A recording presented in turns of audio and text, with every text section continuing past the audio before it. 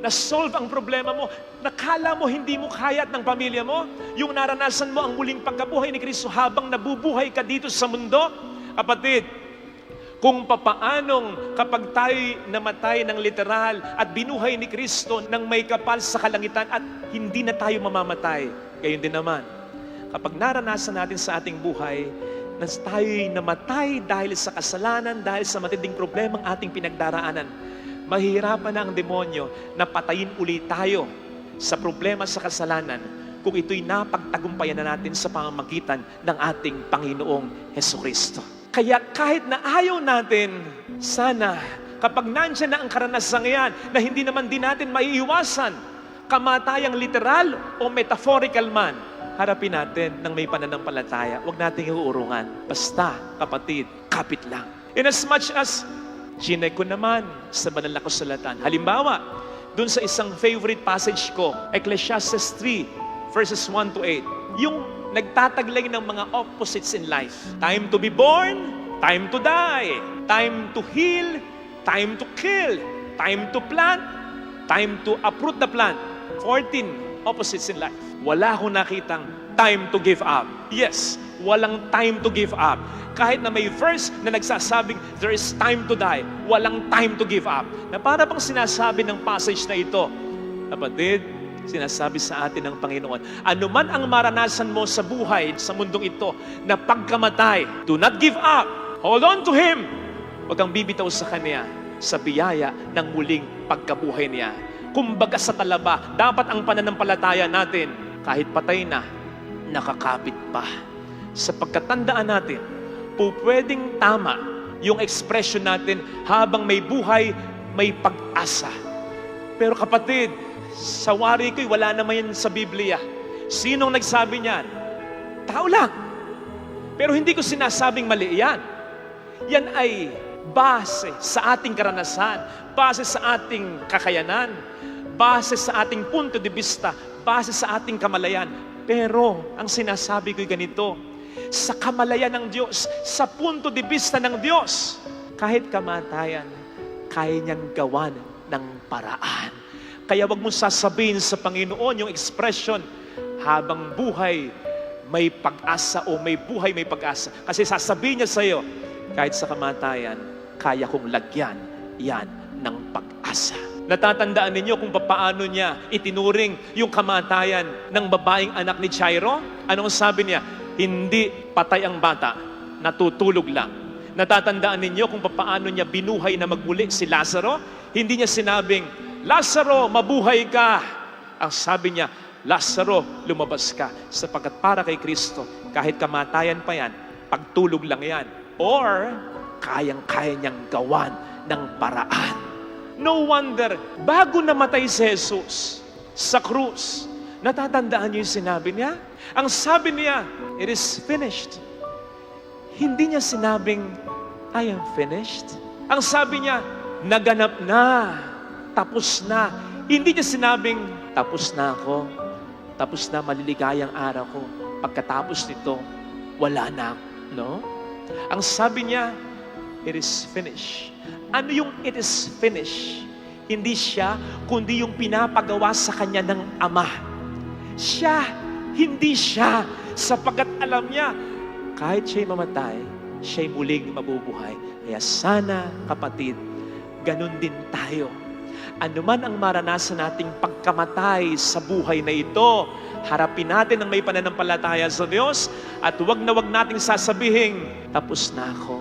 Manapang sabihin natin, tapos na ang kaya at dapat kong gawin. Ang Diyos naman ang gagawa para sa akin. Sapagkat anuman ang hindi ko kayang gawin, ang Panginoon ko ang siyang gagawa kay kilos para sa akin. Kapatid, nasa mga paa, nasa mga legs, nasa mga arms, nasa mga kamay mo pa rin ang paraan. Father, akala ko ba mayroong hangganan ng aking kakayanan? Yes! Pero bakit nasa sa akin pa rin ang paraan? Ganito yon. Ang tanging paraan kapag wala nang nangyayaring maganda sa kabila ng mga ginagawa mong pagsisikap, nasa mga kamay mo pa rin, nasa mga arms mo pa rin, nasa mga legs mo pa rin, nasa mga feet mo pa rin, ang gawin mo, yung feet na yan, yung legs na yan, ibaluktot mo, lumuhod ka. Yung mga arms na yan, yung mga kamay na yan, itaas mo, sumuko ka sa Kanya. Yung mga hands na yan, isalikop mo, magdasal ka. At sabihin mo, Lord, nagawa ko na yung kaya at dapat kong gawin. Ikaw naman. At darating ang tulong na iyong kailangan. Doon mo mas mararamdaman ang katotohanan. Doon mo aangkinin ang katotohanan ng kanyang muling pagkabuhay sapagkat sa iyong pagkamatay, sa kasalanan, sa problemang pagdaraanan, muli kanyang bubuhayin because just when you're about to give up, He will hold your hand, hold you up, and tell you, do not give up, stand up. Nakakita ka na ba ng boksingerong matapos ma-knockdown, hindi na tumayo? Hindi na bumangon? Walang ganon. Kung merong ganon, iba na yon. Patay na yon. Delikado na yon. Lahat ng boksingero, kahit ma-knockdown, tumatayo para makabawi. Hindi man sa boxing muli, kapag nabilangan na, kundi sa ibang bagay, sapagkat alam niya, tatayo at tatayo siya. Hindi lang boxing ang buhay. Marami pang mga laban akong dapat pagtagumpayan at pwedeng mapaglabanan, mapagtagumpayan sa aking buhay. Ganon din sa buhay. Kung ma-knockdown ka, niloko ka, hindi lang yan ang buhay. May sakit ka, hindi lang yan ang buhay. Hindi nag-boom yung negosyo, yun lang ba ang negosyo? Hindi ka napasok sa trabaho, yun lang po ba ang trabaho? Yan lang bang taong yan ang makapagpapasaya sa'yo? At hayaan mong uminog dyan ang mundo mo sa pagkatalo, pagkabigo, sa problemang naranasan mo? Come on! Na-knockdown ka, do not stay down. Laban! Father, kana-knockdown ko lang, kadadapa ko lang, parang walang katapusan, tapos patuloy ang paglaban. Parang hindi ko na mayaayos ang lahat ng ito. Sino ba nagsabi sa'yo, lahat ay tapusin mo, lahat ayusin mo? Masyado ka lang nabibigatan kasi iniisip mo na yung 10 years from now, 5 years from now, iniisip mo na agad, dapat magkaganito, dapat maayos to, dapat maayos yon. One at a time. Kung ano lang muna yung kaya mo. Sapagkat ang Diyos, ang siyang magpupuno ng kakulangan mo. Siya ang aayos. Siya ang magtatapos ng lahat. Basta huwag kang mag-give up. Kaya wag mong isipin, paano mo maayos? Paano mo matatapos? Bahala ang Diyos. Basta, gawa ka ng karampatang pagkilos. Do not give up. Magsikap ka pa rin kung ano lang yung kaya mo. Ano ang laban mo ngayon? Laban ng kalusugan mo? Gusto mong gumaling? Sa palagay mo, ayaw kang gumaling ng Diyos? Meron bang magulang na nakatitiis sa anak na naghihirap? Na ayaw gumaling ang anak? Sige nga. Gusto mong magkasundo muli kayong mag-asawa? Okay? Meron bang Diyos na ayaw magkasundo ang mag-asawa? Siya ang nagpag-isa sa inyong dalawa? Gusto mo na magbuo ang pamilya mo? Siyempre, mas lalong gusto ng Diyos. Gusto mong masolve ang problema mo, makapagbago ka ng buhay, magbago yung mahal mo, mas lalong gusto ng Diyos. Kaya kung yan ay iniisip mong laban mo, ang isipin mo, mas laban ng Diyos ito. Kaya hindi imposible ang himala at milagro. Ang hindi mo kayang gawin, ang Diyos ang gagawa para sa iyo. Do not give up. Para may mangyari pa ring milagro, may himala pa ring maganap. Walang mangyayari kung lahat kayo mag-give up. Dapat may lumaban. Huwag mong kalituhan yung pagkapagod mo at huwag mong isipin na wala ng pag-asa mo. Habang may buhay, may pag-asa, buhay ka pa, may pag-asa ka pa, napapagod ka lang. Sapagkat yun ang ginagawa sa iyo ng demonyo eh. The devil knows he cannot take you out. Hindi kanya kayang patayin. Bakit? Hindi naman siya nagbigay ng buhay mo eh. Unless isuko mo ang buhay mo sa kanya. The devil knows very well he cannot take you out. Kaya ang ginagawa niya, he is wearing you out. Pinapagod ka niya. Para mawalan ka ng pag-asa. Ano ang sabi ng Panginoon? For those who are tired and weary, come to me. I will give you rest. Alam ng Panginoong mapapagod ka. Alam niya. Kaya yung demonyo, inuunahan na niya. Pag napagod ka, huwag kang lalapit sa demonyo. Mas lalo kang mawawala ng pag-asa, diskarte sa buhay. Lumapit ka sa akin. Bibigyan kita ng kapahinga sapagkat magginhawang dalhin ang aking pasanin. Father, teka. Sabi mo, bibigyan niya ako ng pahinga. Bakit bibigyan niya pa rin ako ng pasanin? Ganito. Ang pasaning ibibigay niya ay mas kaya mo sapagkat kasama na siya sa pagbubuhat nito. Alam po ninyo yung pamatok na nilalagay dito sa batok ng isang animal, halimbawa baka o kalabaw o asno, nasanay tayo dito sa Pilipinas na isa lang nakalagay, di ba? isang hayop lang, nakalagay isang pamatok lang. Sa mga Israelita, si Jesus ay isang Hudyo. Dalawa yan. Dalawang animals yung nagdadala. So magkahugpong na dalawang pamatok.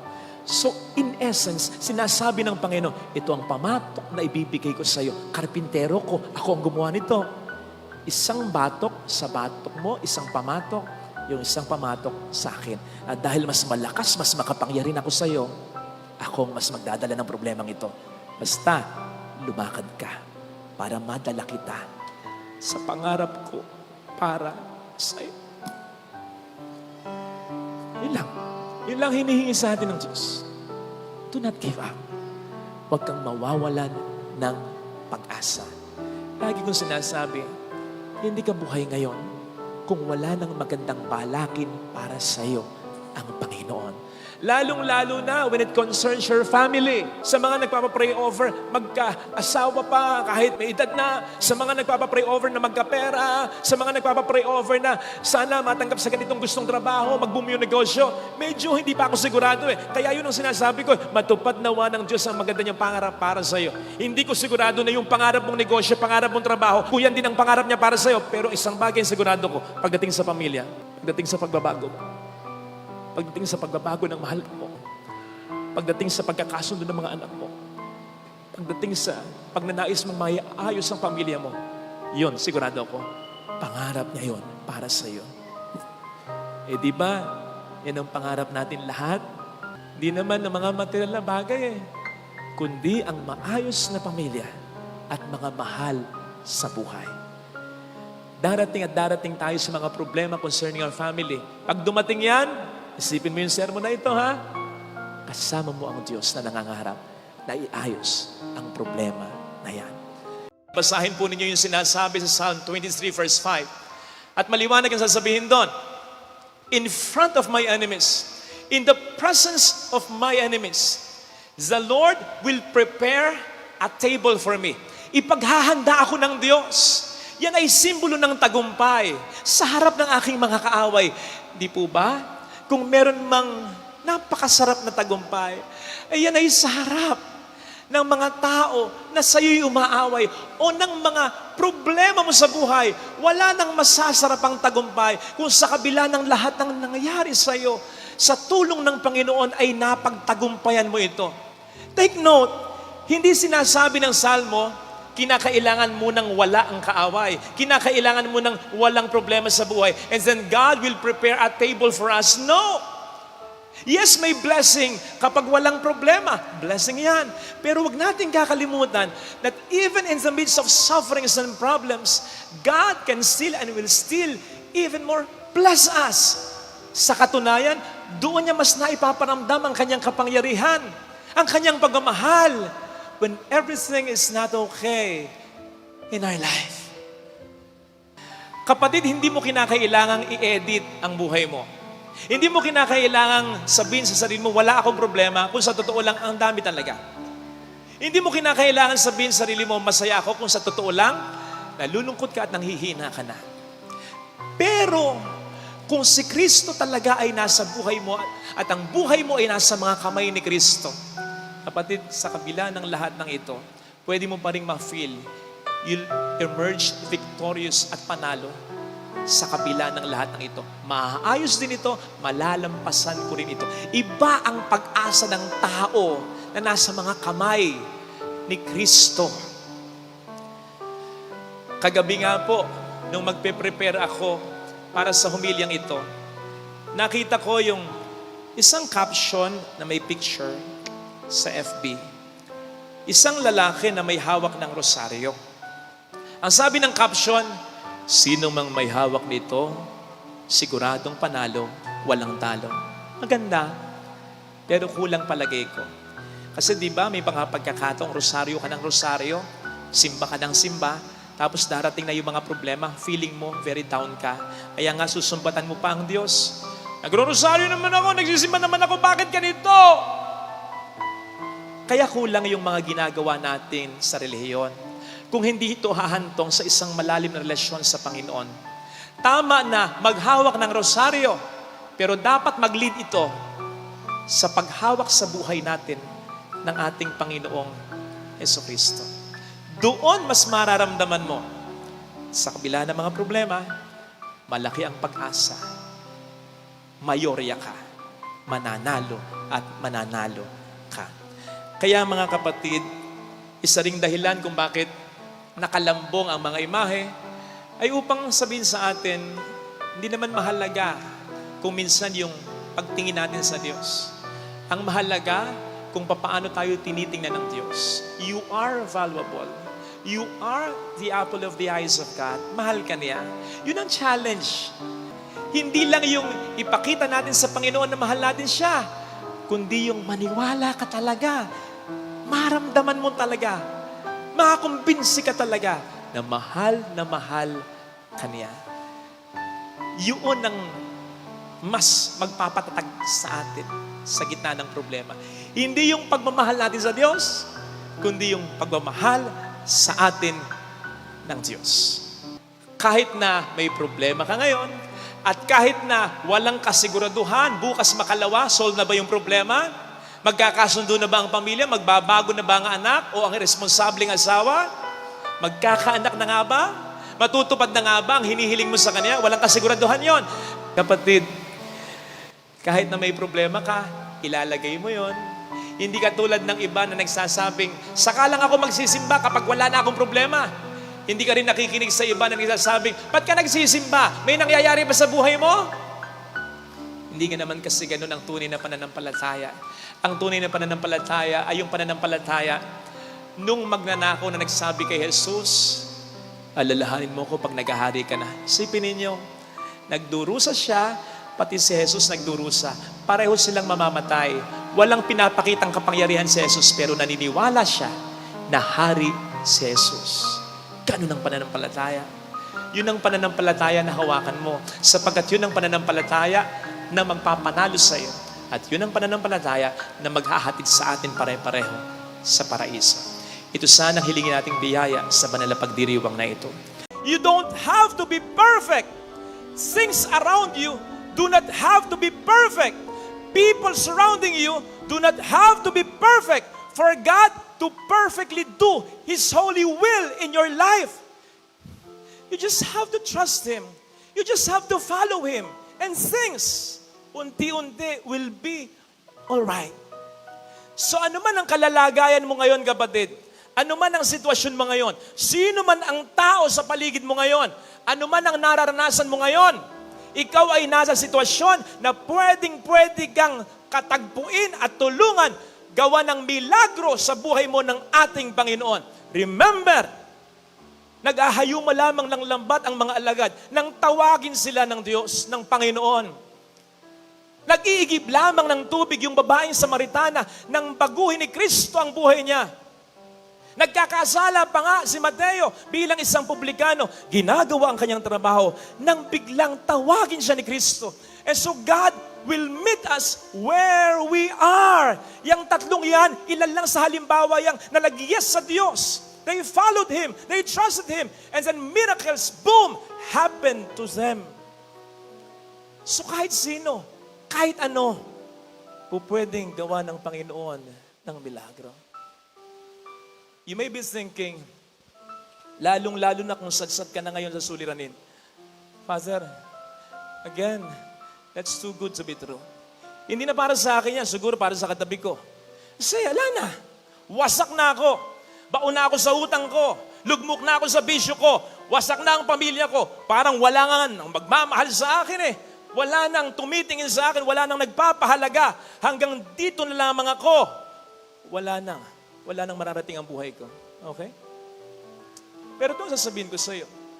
Kung naayos ng Diyos ang mundong ito, out of nothing, nang wala siyang pinasimulan, nang walang tulong ng kahit sino o kahit ano, kapatid, mas kayang-kaya niyang ayusin ang buhay mo, lalong-lalo na kung may pasisimulan siya kahit papaano. At yan ay ang pananampalataya mo. Give God something to work with. Give God something to put on His finger. Give God something to start with. Your faith. Kapatid, ang dami nang nangyaring milagro sa buhay mo. Look back, try to look back. Yung mga milagro ngayon, in fact, yung simpleng pagising mo, kaninang umaga, yung bukas, may negosyo ka pa rin, may trabaho ka pa rin. Ang dami mo ng problemang nalampasan. Lahat ng yan ay mga milagro. Hindi mo hiningi yan.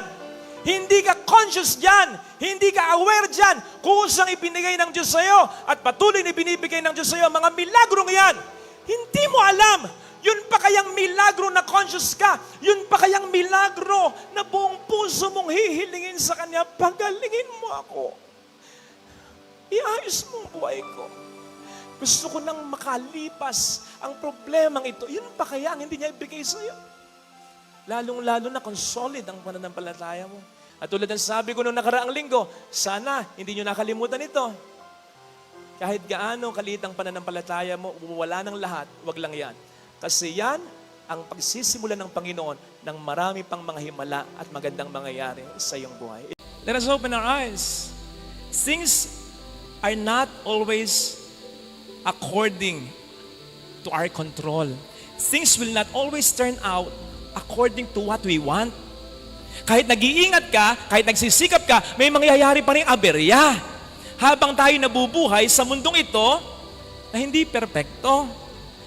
Pero nandun yung thrill na dahil magpapakabuting tao ako, alam ko na kahit pangit pa, may pangit pang mangyari sa buhay ko, pwedeng gamitin ito ni Lord upang magdulot din ng kabutihan sa buhay ko.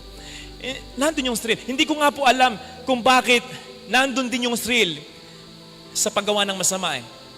Ito nga daw ang nagiging dahilan kung bakit ang tao nasasadlak sa masama. Kasi nandun yung thrill eh.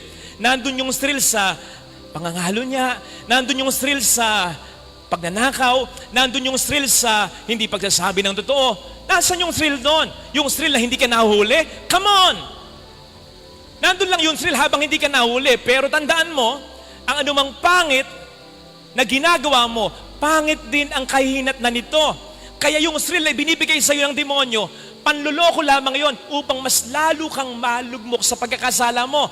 So wake up! Ang tunay na thrill ay yung pananatili at laging paggawa ng mabuti. Yung thrill na anuman ang mangyari sa buhay ko, I know that I am safe.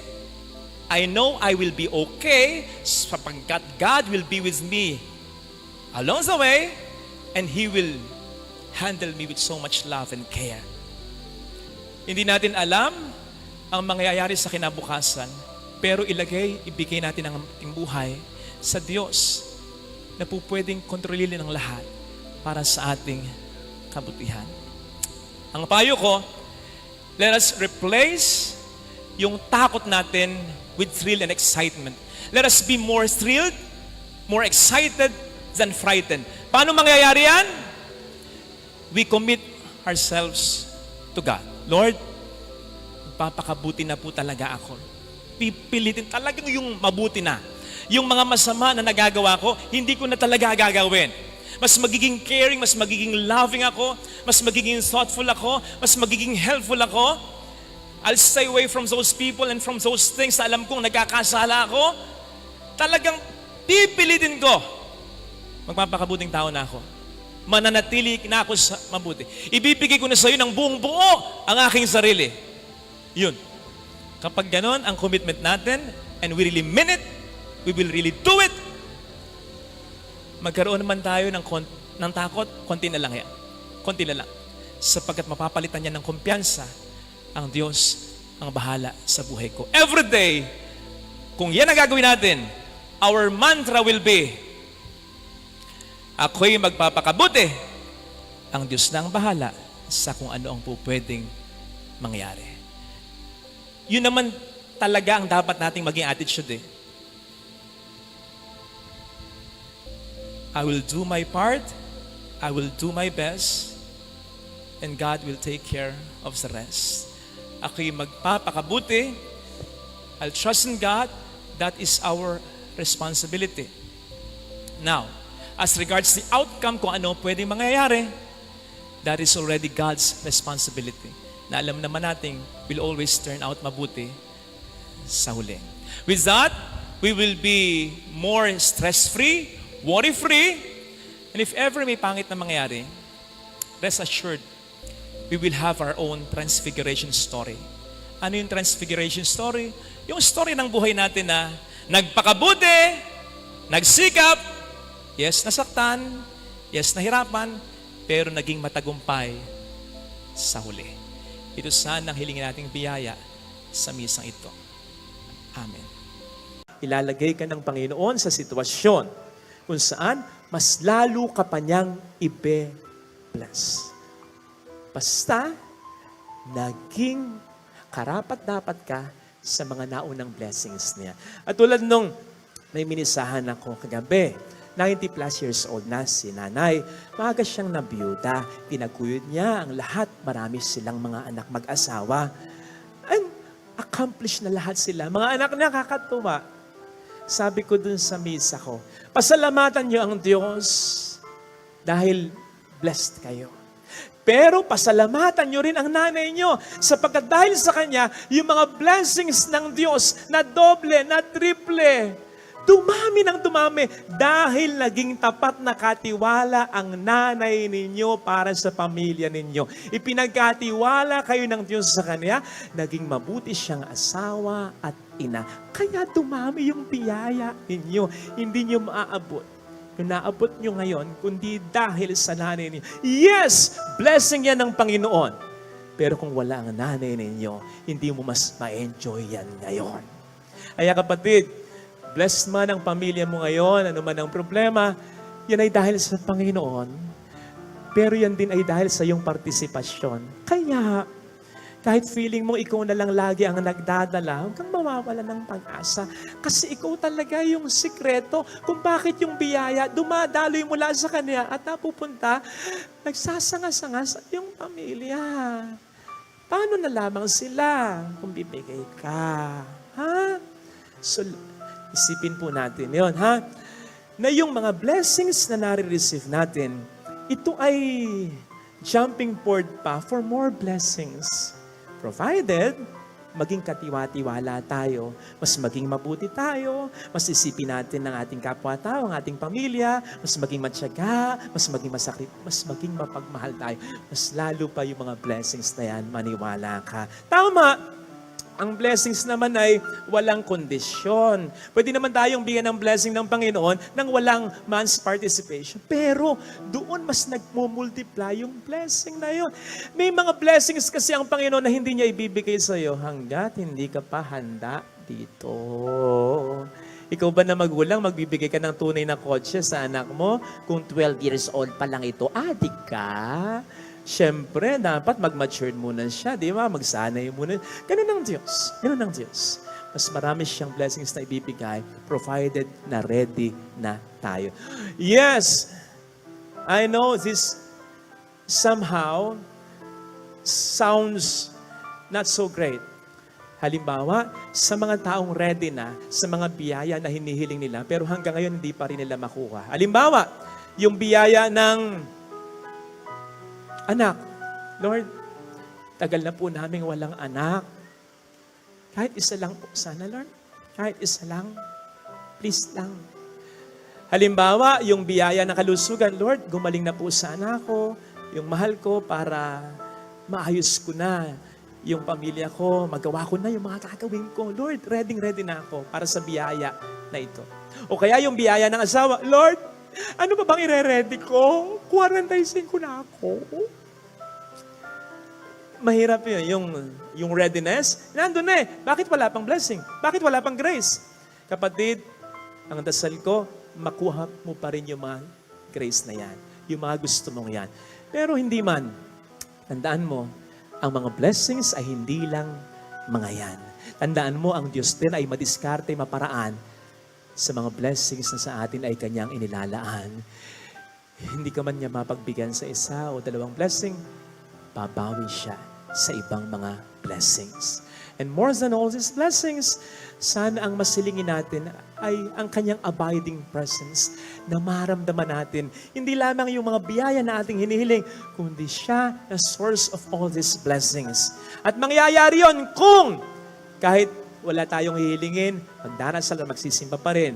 Mangyayari yon lalong-lalo na kung kahit hindi pa rin natin nakukuha, matagal na ang ating hinihiling, tayo ay magdarasal, magsisimba, at sasampalataya pa rin. Kasi doon, pinapakita mo na sa Kanya eh. Mahalaga yung mga hinihiling ko, pero mas mahalaga na maramdaman kita, Lord, dito. Napakahalaga nun! Kasi darating ang pagkakataon, ano man ang mga blessings natin sa buhay, iiwan natin lahat niyan. Kapag nasa mani ka ng karamdaman, makikita mo ang pinakamahalaga.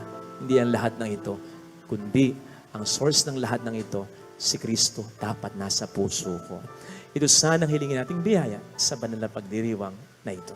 Sabi nga po ng isang quote, every day may not be good, but there is something good in every day. Pwedeng hindi laging maganda araw-araw, pero sa loob ng isang araw, siguradong may magandang biyaya ang Diyos sa ating buhay. Kayo po ba, kagabi, nakapagdasal ng ganito, Lord, sana po bukas, buhay pa ako. I don't know with you, pero ako, salamat Lord, hindi ako nakapagdasal. Pero hanggang ngayon, buhay ako. Hindi ko naipagdasal na sana hanggang ngayon, pari ako. Hindi mo naipagdasal na sana hanggang ngayon, kapiling mo ang mga mahal mo. Hindi mo naipagdadasal araw-araw na sana may negosyo ka pa rin, may trabaho ka pa rin. Pero ano? Itong mga hindi mo ipinagdarasal na ito, na patuloy na binibigay ng Panginoon sa iyo, isipin mo, hindi ba mas mahalagang dihamak ang lahat ng ito kaysa mga blessing na hinihingi mo, pero hindi mo pa nakukuha sa buhay? Ang nakikita mo ay ang traffic. Hindi mo man nakikita, may sasakyan ka, kaya nata-traffic ka. Or at least, may pamasahe ka.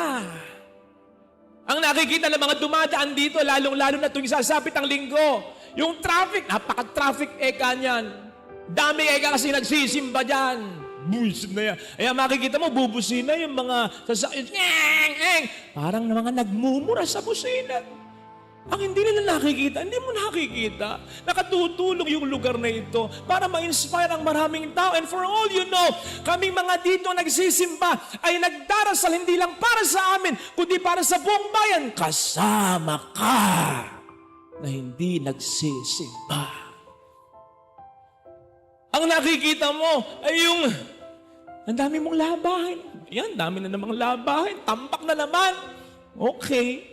Pero sana makita mo rin, kaya ka maraming labahin, buo ang pamilya mo. Buhay silang lahat. Wala pang nawawala at least naliligo sila. Gusto mo ba? Hindi na. Mag-amihimagsikan na.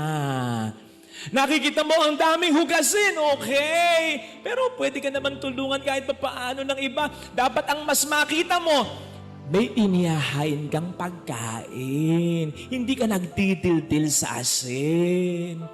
Tama, nakikita mo na, gulong-gulo na naman. Ang daming mga laruan, ang daming mga gamit ng bata. Lakawiwindang yan talaga. Pero sana makita mo rin, ching, di ba may mga kakilala ka? Ako may mga kakilala ako hanggang ngayon pinagdarasal ko na magkaanak na. Kasi yung mga binili nilang gamit para sa mga anak sana nila, yung mga binili nilang laruan, pinagmamasdan na lamang nila, hindi magulo kasi wala silang anak kahit isa. Kagabi mayroon akong kausap. May sakit siya, stage 4 cancer. Malamang nanonood siya. I love you po, ate. Ang gustong-gusto kong sinabi niya, Father, nakahanda na naman ako. At kahit minsan, hindi ko kinuwestiyon ng Diyos kung bakit ganito ang sakit ko. Hindi ko siya kinuwestiyon. Bakit ako? Sa loob-loob ko, ano gusto mo ako? Pero hindi niya sinabi yun. Hindi nga niya kinukwestiyon ng Panginoon. Ang sabi ko sa kanya, ate, yan palang malaki ng biyaya. Akala mo lang ikaw yung sumasampalataya sa Kanya. Akala mo lang ikaw yung nakakapit sa Kanya. Ang hindi mo alam, siyang nakakapit sa iyo. Hawak-hawak ka niya na para pang sinasabi niya sa iyo, huwag kang magtatampo ha. May mga mas maganda pa akong plano para sa iyo. Kapit lang, balang araw maintindihan mo. Blessing you! Blessing you! Sapagkat ang pinakamatindi na po pwedeng mangyari sa atin ay hindi yung magkasakit tayo, hindi yung mamatay tayo, kundi yung magtampo tayo at malayo tayo sa Panginoon. Yun! Ang pinakamatindi na po pwedeng mangyari sa atin. At tandaan natin ang blessing na po pwedeng mangyari sa atin. Ang pinakamaganda ay yung maramdaman mo habang ikay nabubuhay dito sa mundo. Ano man ang mangyari sa buhay mo, ang Diyos ay kasama mo. Hindi naman niya ipinangako talaga na mawawala ang lahat ng ating mga problema. Ang ipinangako niya, ikaw ay sasamahan ko. Kaya't kapag yan ay nararamdaman mo, yun ang blessing sa buhay mo. Hindi yung wala kang problema, kundi yung kahit wala kang problema o may problema ka, ramdam mo, kasama mo siya. And ultimately, ang pinakamahalagang blessing ay yung tayo ay kanyang makasama. Kaya kung ano man yung hinihiling mo na makakaapekto sa layunin niya, na ikaw ay makasama niya sa langit, kung yun ay makapagpapalayo sa iyo sa kanya, hindi niya ibibigay yun. In the same vein of thought, na kahit yung problema na alam niya, na kapag nangyari sa buhay mo ay mas mapapalapit ka sa Kanya, i-allow niya. Kasi more than the blessing and even, lalo na, more than the suffering, ultimately, ang gusto ng Diyos, ikaw ay Kanyang makapiling. Pagpunta natin ng langit, lahat ng yan ay maintindihan natin. Pagpunta natin ng langit at sabihin natin, ay tama, sulit. Ay, dapat pala dati na ako namatay eh. Totoo. Ang sinasabi sa atin ng Panginoon sa ating first reading, ano man ang blessing na ibinigay ko noon sa pamamagitan ni Aaron, ibibigay ko sa iyo ngayon. Ano ang sabi niya? I will bless you and keep you. Pero parang sinasabi sa atin ng Panginoon, like Mary, also keep me sa puso mo. Yung alaala ng mga blessings ko, lagi mong isipin sa puso at buhay mo. Napanood ko eksena, Superman series o kaya pelikula. May nagliliyab na building, hanggang tupok na tupok. Merong isang lalaki na kinakailangan iligtas. Si Superman, bilis. Kinuha niya yung lalaki, nilipad niya. He flew him out of the burning building. Yay! Ligtas na. Kaya lang ang Superman, hindi nagtigil sa kakalipad. Lipad ng lipad. Hanggang sa outer space na. Kaya makikita mo yung eksena nung iniligtas yung lalaki from the burning building, masaya, ay, salamat.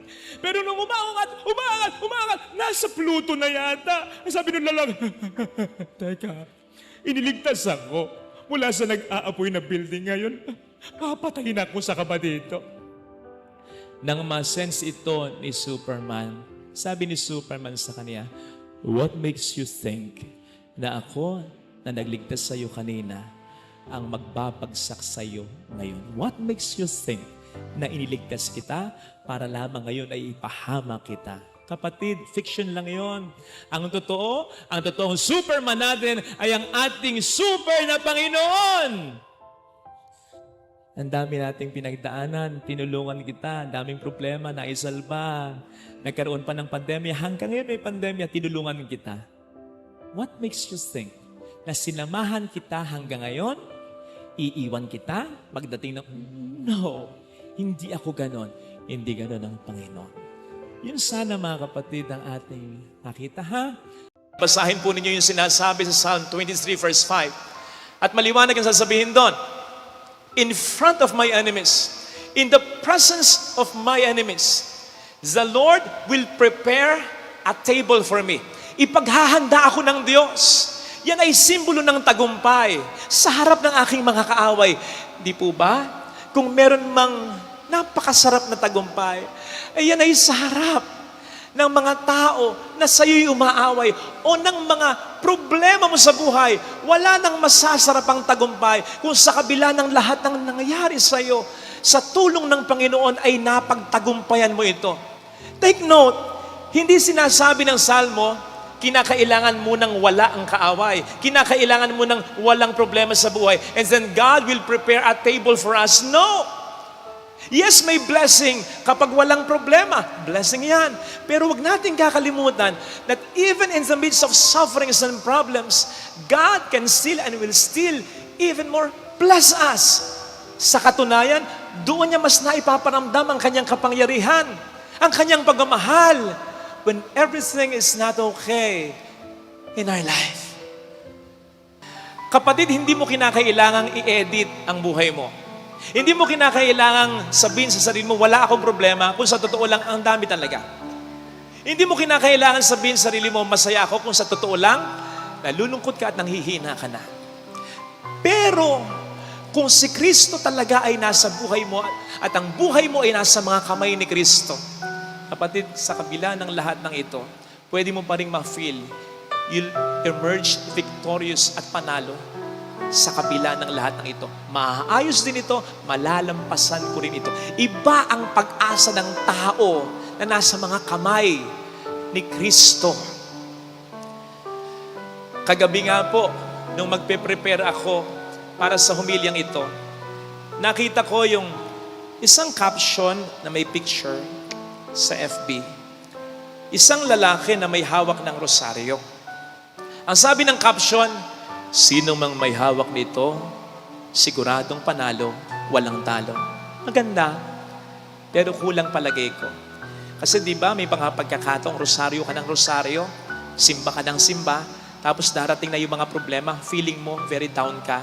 Kaya nga susumbatan mo pa ang Diyos. Nagro-rosaryo naman ako, nagsisimba naman ako, bakit ganito?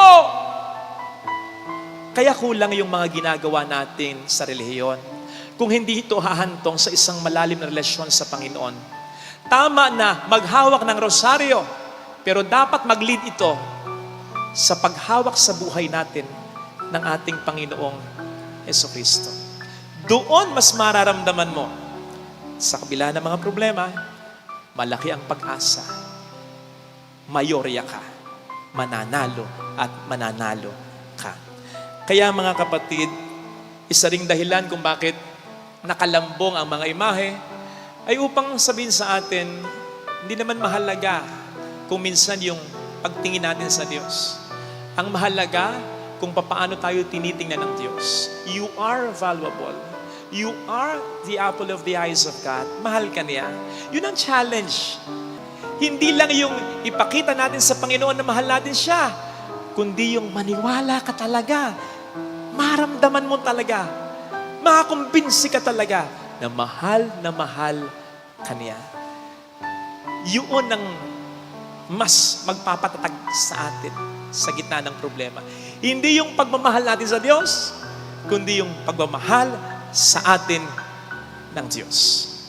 Kahit na may problema ka ngayon, at kahit na walang kasiguraduhan, bukas makalawa, solve na ba yung problema?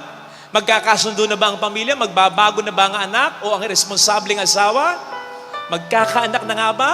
Matutupad na nga ba ang hinihiling mo sa kanya? Walang kasiguraduhan yon. Kapatid, kahit na may problema ka, ilalagay mo yon. Hindi ka tulad ng iba na nagsasabing, saka lang ako magsisimba kapag wala na akong problema.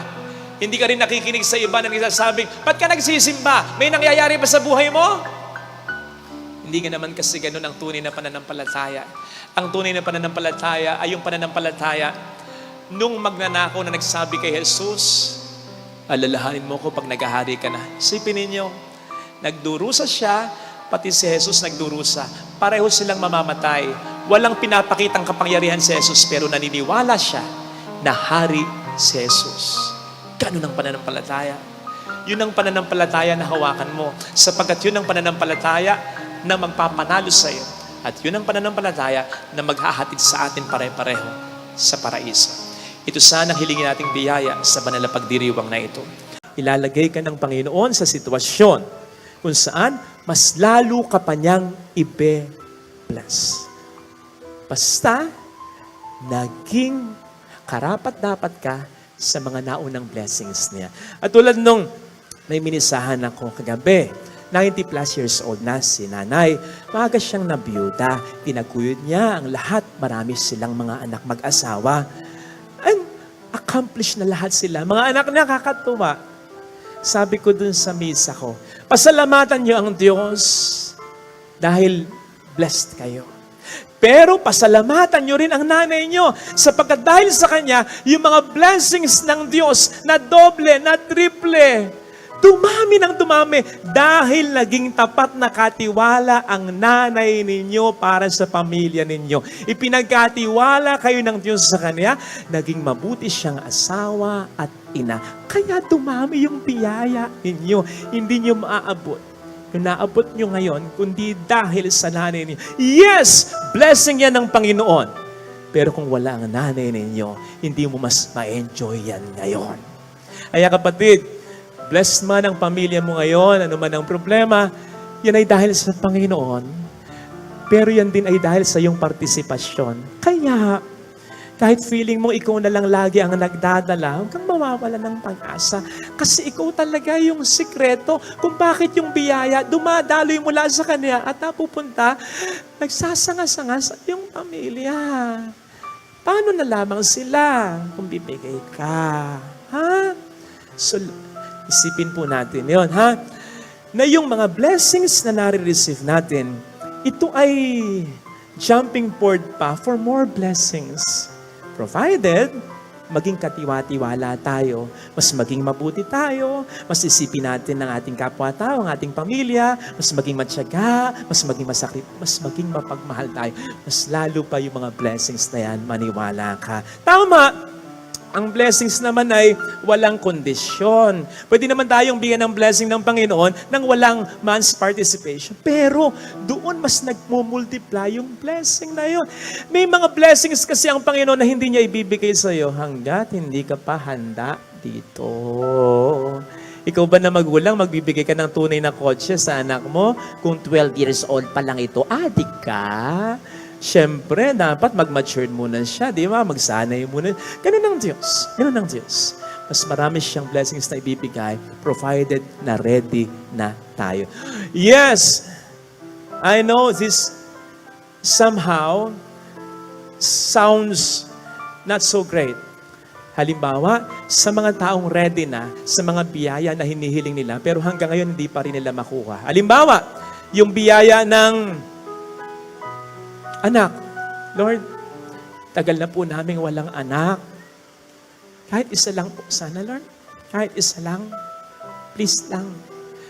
Halimbawa, yung biyaya ng kalusugan, Lord, gumaling na po sa anak ko, yung mahal ko para maayos ko na yung pamilya ko, magawa ko na yung mga gagawin ko. Lord, ready na ako para sa biyaya na ito.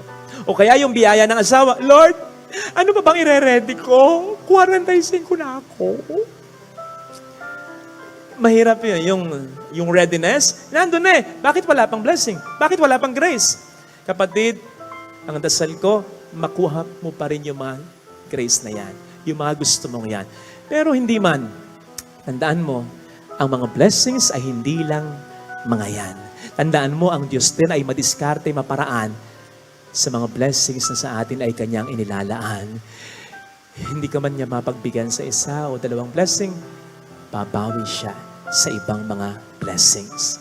And more than all these blessings, sana ang masilingin natin ay ang Kanyang abiding presence na maramdaman natin. Hindi lamang yung mga biyaya na ating hinihiling, kundi siya na source of all these blessings.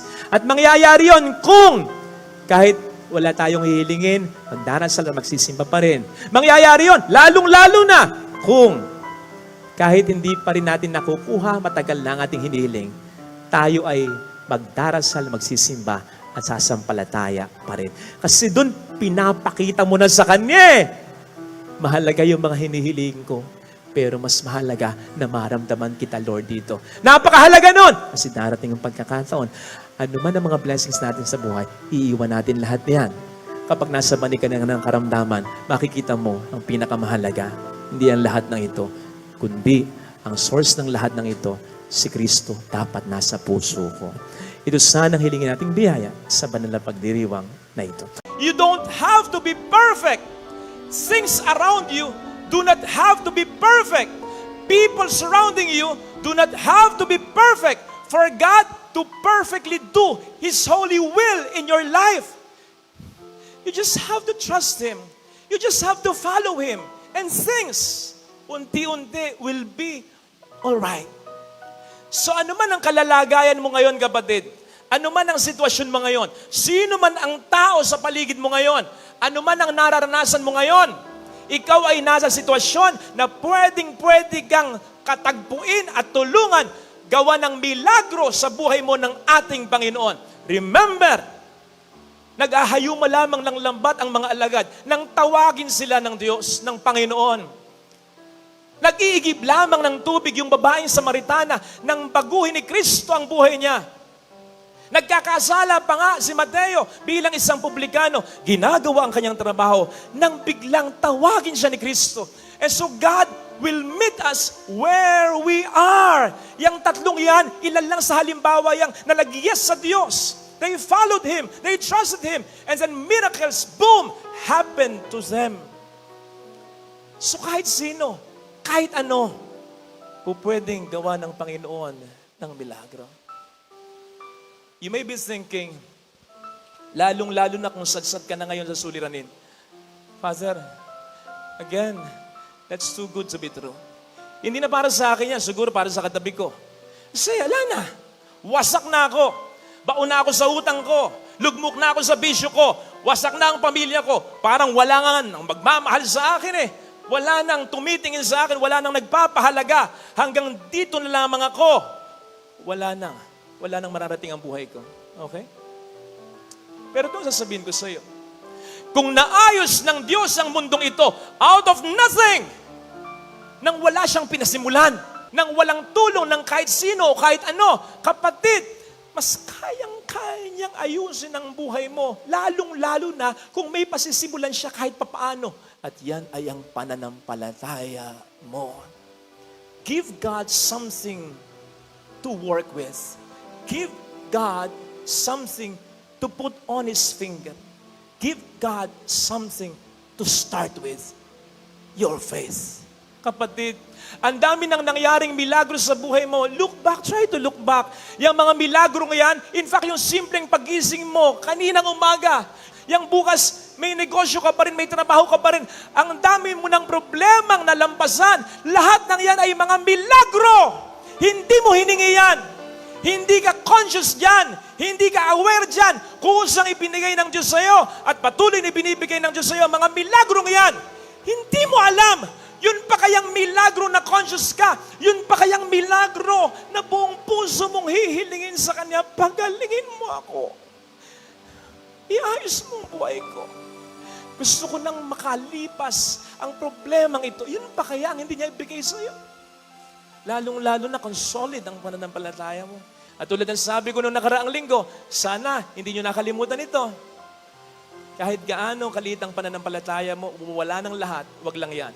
Kasi yan ang pagsisimula ng Panginoon ng marami pang mga himala at magandang mangyayari sa iyong buhay. Kamakailan ay meron akong nakausap. Sabi niya, Father, naiinggit ako sa iba. Bless sila. Ako itong madalas na nagdarasal, nagsisimba. Sabi ko sa kanya, una, huwag mo silang huhusgahan na hindi nagdarasal at nagsisimba. Huwag mong isiping mas mabuti ka kaysa sa kanila kasi yun ay pagkakasala. Pangalawa, hindi mo alam ang pinagdaraanan, pagdaraanan pa nila. Ikatlo, ano ba yung blessing na tinutukoy mong nararanasan ng mga taong ito? Yung pera nila, yung kasikatan nila, yung kapangyarihan nila? Yun talaga? Ang blessings ay yun lang ba? Tandaan po ninyo, kahit ang pera, pwedeng hindi blessing. Bakit? Kung ang pera, hindi lang pera, pwedeng kasikatan, pwedeng yung very close na pamilya, pwedeng gamitin ng demonyo ang mga blessings na ito upang makalimutan mo ang Diyos at isipin mo, yun na lang talaga ang blessing na gusto niyang maranasan mo. Tandaan natin yun. Hindi porke mayaman ang tao, hindi porke walang problema yung tao, blessed na siya. Ay, tandaan po natin na hindi yun ang ultimate blessing na gusto ng Diyos na iparanas sa atin. Kung sa kanyang katanyagan, kung sa kanyang kasikatan, kung sa kanyang pagkakaroon ng happy family, kung sa kanyang pagkakaroon ng maraming pera, nalalayo siya sa Diyos at nakakalimutan niya ang Diyos. Hindi blessing yun. Ginagamit ng demonyo yung mga blessing na yun upang makalimutan ng tao ang ultimate blessing, God who is the source of all blessing. Ang taong may pera nga, ang taong sikat nga, ang taong okay ang pamilya nga, pero wala naman ang Diyos sa buhay niya. Matutulad daw yan sa halaman na nakatanim sa disyerto o ilang. Nakatanim, tumutubo, pero darating ang pagkakataon, mamamatay din yan. Bakit? Wala namang tubig masyado sa disyerto eh. So for quite some time, tutubo yan. Pero darating ang pagkakataon, mamamatay rin yan. Ang tao, pagamat kipit sa pera, hindi okay ang pamilya, may problema, may sakit pa, pero nasa sa buhay niya ang Diyos na totoong biyaya. Ito naman daw ay matutulad sa isang halaman o puno na nakatanim sa may batis, sagana sa tubig. So hindi natatakot na magtag-init o kaya'y maging tagtuyot sapagkat naroroon ang bukhal ng kaligayahan na nakatatagpuan sa Diyos lamang. Inasmuch as ano man yung mga blessings na yan sa buhay, material blessings, darating ang pagkakataon na mawawala yan. Ano yung darating na pagkakataon ngayon? Yung ating kamatayan. Sino bang pinaka-ating aasahan sa kamatayan? Lalo pat bago yung kamatayan yan, wala ka ng pag-asa kundi ang Panginoon lamang. Wala nang nandyan para sa iyo kundi ang Panginoon lamang. Wala nang saysay kahit ang pera mo kundi ang Panginoon lamang.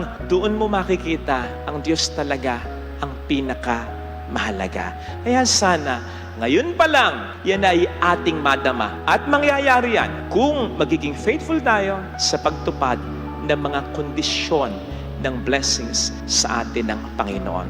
Na-overheard ko lang, may isang nagbiro sa isang tao na para bang nag-e-expect na tuparin niya yung ipinangako niya. Sabi nung narinig ko, ikaw na nga itong pinangakuan, gusto mo pa, tuparin ko? Sobra ka na. Meron palang gano'ng katwiran.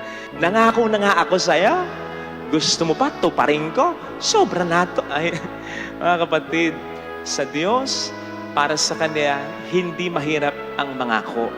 At lalong sa Diyos, para sa Kanya, hindi rin mahirap ang tuparin ang pangako niya.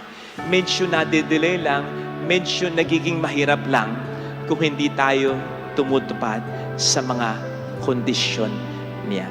Kaya sana, mga kapatid, bago tayo humingi ng mga biyaya at kung naghihintay na rin tayo ng mga biyaya, huwag tayong magwala ng pag-asa basta sa paghintay natin ng biyaya. Ito yung maging dahilan upang tayo mas mapalapit sa Kanya na pinakamahalagang biyaya.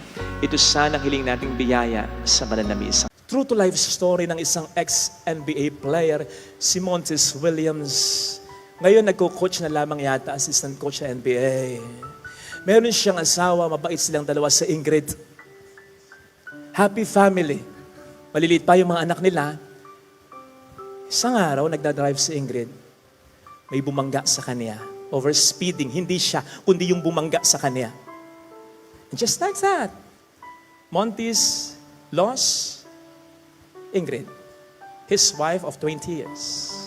Because of someone's carelessness. Sa mga panahong yan, ang dali para sa kanila sisihin ng Diyos. Bakit ganun? Wala naman kami ginagawang masama. Wala kami inargabyadong tao. Hindi kami nagkulang sa iyo, tumutulong kami sa iba. Mabait na pamilya. Pero alam po ninyo, sa eulogy, bago ilibing si Ingrid, ang sabi ni Montes ay ganito, 1 John 4:16, God is love, God loves us. Sabi pa niya, in moments like this, it is easy to forget that. Totoo na. Mahal ako ng Diyos, pero bakit pag may dumating na problema, nakakalimutan kong mahal ako ng Diyos? Hindi nagbabago ang Diyos.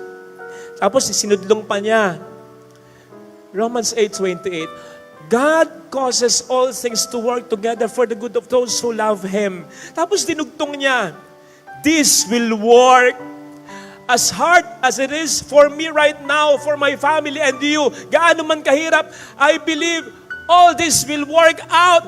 All things work together for the good of those who love Him. Hindi ko pa alam, hindi ko pa naintindihan kung paano magiging mabuti ang lahat. Namatay yung asawa ko, paano na ang mga anak ko, paano na kami. Pero naniniwala ako, hindi ko man maintindihan ngayon. Maintindihan ko rin pagdating ng panahon.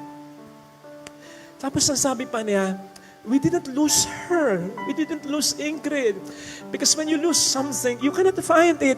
I know exactly where she is. Alam ko kung nasaan siya. Nasaan siya? Magkikita pa rin kaming dalawa. That's faith. Without this kind of faith, sabi ng Bible, it is impossible to please God. Kala natin natutuwa ang Diyos kapag nagsisimba tayo? Okay, siguro. Pero mas natutuwa ang Diyos kung kahit may problema tayo, nagsisimba tayo. Yung kahit nakaganyan ka na lang, pero kumakapit ka pa rin. Kahit yung ilawan na sinasabi nga sa ating ebanghelyo, dapat may sinag lagi yan. Kahit umaandap-andap na yan dahil sa problema, okay lang, basta at least buhay, basta at least may liwanag, umaandap. Sabi naman ng Panginoon, kahit ang pananampalataya maliit na lang, pagyayamanin ko yan. Basta yung maliit na pananampalataya yan, wag mo nga alisin yan. Kasi hindi mo makikita kung paano ko gagawan ang lahat ng paraan. Kapatid, hindi nga natin nakikita eh. Pero may Diyos na nakakakita para sa atin. And so we entrust our life in His hands. Hindi naman natin maintindihan lahat eh. Gustuhin man ng Diyos na ipantindi sa atin, bakit nangyari ito, bakit ganon, hindi natin maintindihan. Lahat. Pero ang mahalaga, may nakakakita para sa atin ng lahat, may nakakaintindi para sa atin ng lahat, at unti-unti, ibibigay niya sa atin yan. Basta kapit lang, all things will work out. Kayo na magulang, di ba kulang na lang minsan sabihin ninyo sa anak ninyo, alam ko ginagawa ko. Kayo na mga magulang, hindi nga ba kahit naghihirap yung anak ninyo, natitiis nyo? Hindi. Pag walang saysay yung paghihirap, gagawa nyo ng paraan para maibsan yung paghihirap. Ayaw nyo yun, kaya nga kayo nagsisikap. Ayaw yung maranasan ng mga anak nyo, yung mga naging pagsisikap. Pero kapag alam ninyo na kung paanong naghirap kayo at nakatulong yun sa inyo, kahit naghihirap yung anak nyo, titiisin nyo bakit? Alam nyong makatutulong. Mas lalong ganun ang Diyos. Kaya sana ha, huwag mawawala ng pag-asa. Ano man ang problema, unti-unti, malalampasan mo, maniwala ka. Hindi ako ang nagsabi, ang Diyos ang nagsabi, hindi ako. Hindi mo maririnig ang mensaheng ito kung wala nang magandang balak ang Diyos sa iyo sa kabila ng malalaking problema mo. Hindi kaya ang kahulugan ng buhay ay wala talaga sa mga material na bagay kung wala naman ang Diyos sa ating buhay. Kung walang pakikisama sa kapwa, pagtulong sa mga nangangailangan, malinis na konsensya, matibay na pananampalataya, kung walang kabaitan sa iyong pagkatao, kung walang honesty, fidelity sa asawa mo, kung walang pagmamahal sa pamilya mo, anong silbi ng mga material na bagay? Wala yan. Hindi nga ba't ang kaligayahan ba ng buhay ay sa pagtupad ng ating mga plano sa buhay? Hindi naman, sapagkat in the first place, hindi naman talaga matutupad lahat according to our plan. At tulad ng hangal na mayaman, hindi naman niya pinlanong mamamatay siya.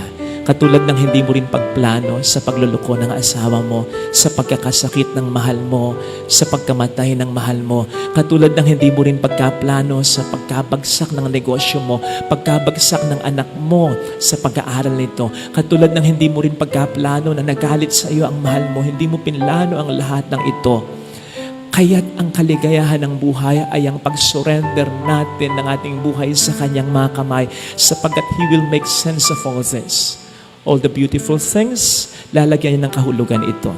All the bad things, kasalanan man natin o hindi, lalagyan din niya ng kahulugan ito.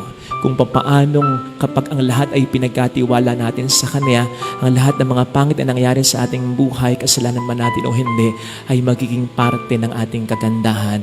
Kung papaanong ang isang obra, hindi naman lahat ng anggulo na yan ay maganda. May mga pangit na shade yan, may mga pangit na tabas yan, pero bahagi yan ng Kanyang kagandahan. Ganon ang mangyayari sa atin. Kapag ang lahat ay pinasakamay natin ng Diyos natin. Kaya nga in that way, sino ba ang makapagbibigay ng kahulugan sa obra, kundi yung may likha sa Kanya? Ganon din sa atin. Hindi tayo po pwedeng i-define ng mga kapwa natin kasi ang nakikita lamang nila ay bahagi lamang ng pagkatao natin. Hindi nila alam ang pinagdaraanan natin. Hindi nila alam ang mga struggles natin. Hindi nila alam yung mga iniisip at pinoproblema natin. Tanging ang Diyos lamang nakakaalam. Kahit nga ikaw you don't have to define yourself.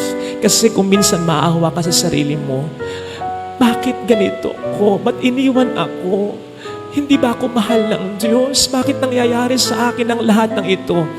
Ang tanging makapagde-define sa'yo ay yung naglikha sa'yo na may magandang plano para sa'yo. Ang Diyos lamang.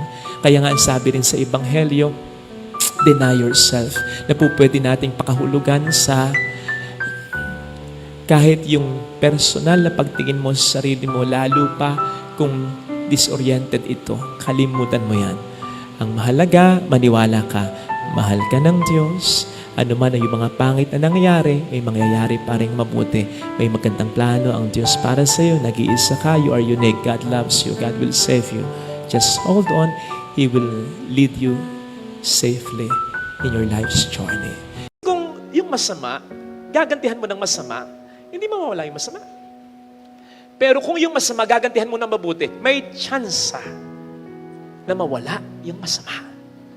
Kapag may ginawang masama sa iyo at ginantihan mo, remember, kaya nga inalis na ni Kristo yung an eye for an eye, a tooth for a tooth. Hindi nagpo-promote ng violence yan. Sinabi yung batas na yan para limitahan yung paghihigante. Pag isang ngipin lang dapat. Pero bakit ayaw ni Kristo yan? May tendency tayong malakas na kapag tayo'y naghigante, mas matindi. Hindi natin nakokontrol ang ating paghihigante. So isipin mo, ginawang ka ng masama, gumanti ka ng masama. Yung ginawa mo, mas matindi. Kung ikaw man ay tama at siya man ang mali, hindi niya marirealize na mali siya. Sapagkat ginantihan mo siya na mas matindi pa. Iisipin niya, tama nga yung ginawa ko sa'yo. You see? Tama nga yung ginawa ko sa'yo. At one point, nagkuhuli pa. Tama ba yung ginawa ko sa kanya? Niloloko siya. Pag ginantihan mo siya, i-confirm niya sa isip niya, tama yung ginawa ko sa'yo. Walang hiyakang ang talaga. Naintindihan niyo po ba? Kaya napakahalaga ng hindi gaganti. Pero, stand ground ka pa rin. Standing your ground. Hindi ba yun ang sabi sa Proverbs 25:22? Kapag nagugutom ang kaaway mo, pakanin mo. Kapag nauuhaw, painumin mo. Kakataon mo na, lasunin mo na. Hindi.